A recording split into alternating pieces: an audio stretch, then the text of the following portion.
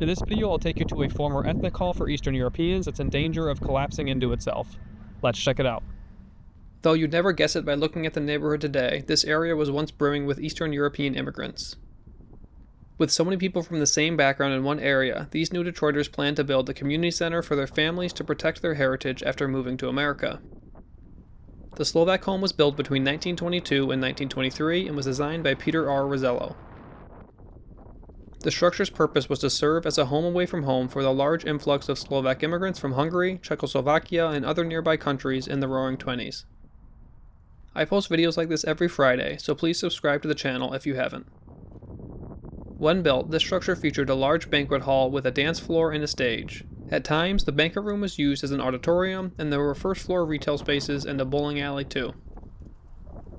Parades would start and end at the building on Slovak holidays, and the structure was the epicenter of culture in Detroit for immigrants and their families for decades. The hall hosted various community meetings, including those for the UAW, which was seeing a meteoric rise at the time. In 1937, the UAW hosted a meeting for workers from the Packard Motor Company at the Slovak Hall, a short walk from the plant.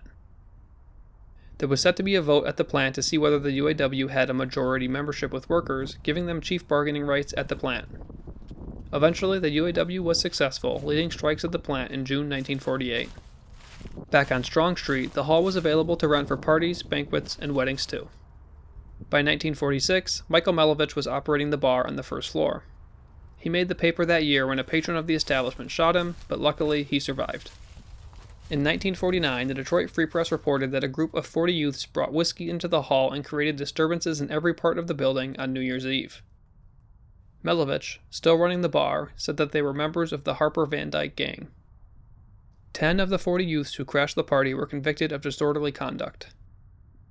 3 with previous records got $25 fines, and the rest were fined $15.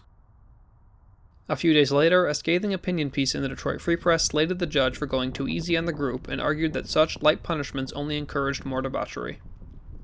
In December 1950, a fire in the boiler room in the basement quickly burnt through the decorations that had been put out for a New Year's Eve party in the dance hall, and the roof was severely damaged. Nobody was hurt, and there was still a bar and a bowling alley in the structure at the time of the fire. In February 1960, the National Slovak Society held its 70th anniversary party with a concert and dancing in the auditorium. In 1961, an advertisement in the Detroit Free Press for the bowling alley with leaks forming indicated a still intact neighborhood.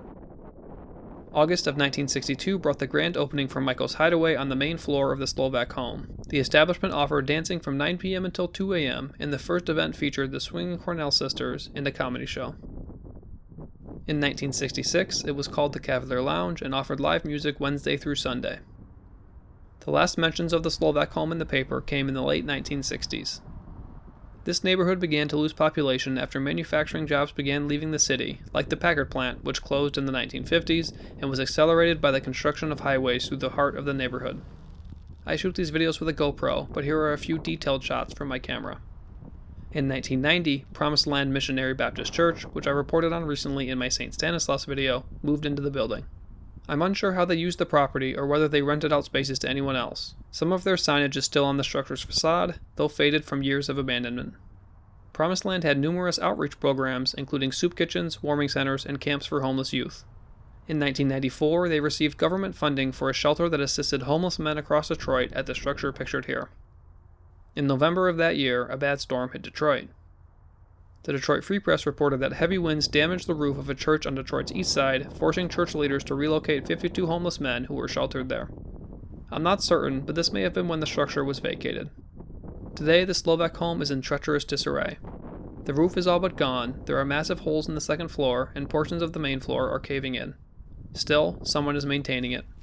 They've added plexiglass windows to meet city requirements, covered openings, painted over graffiti, and generally looked after it. The Slovak home is a reminder of an ethnic group that has all but evaporated from the neighborhood. The fact that this structure has lasted this long is a testament to the build quality of buildings like this. Sadly, I can't see any outcome here other than demolition. With unlimited money, what would you do with this structure? If you enjoyed this, please throw a like on the video, drop a comment down below, and subscribe to the channel for a new video every Friday. Until next time, this building matters. I swear it takes me longer to do these intros than it does the rest of the video.